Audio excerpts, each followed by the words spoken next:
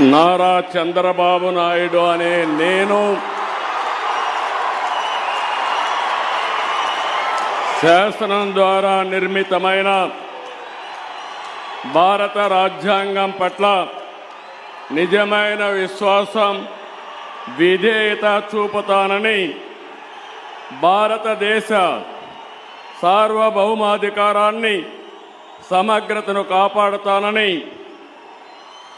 ఆంధ్రప్రదేశ్ రాష్ట్ర ముఖ్యమంత్రిగా నా కర్తవ్యాలను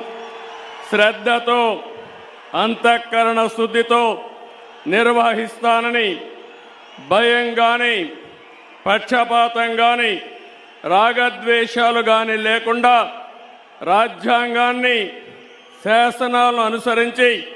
ప్రజలందరికీ న్యాయం చేకూరుస్తా.